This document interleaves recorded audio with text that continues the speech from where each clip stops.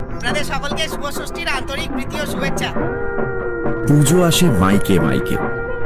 সন্ধ্যাবেলায় তুমি আমি বসে থাকি, আর এদিকে পালকিতে বউ চলে যায়। চলে যায় সময়। পঞ্চমী থেকে সোজা ষষ্ঠীর সন্ধে কাটবে। তার মধ্যে একজন গোলাপি ওড়না, লম্বা চুল, টান টান বিনুনি করে বাঁধা।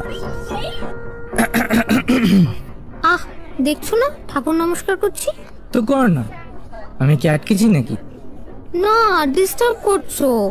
ঠাকুর রেগে গেলে কি হবে জানো? তা জানি না, কিন্তু আমি খুব রেগে আছি। কেন? কাল কোথায় ছিলিস?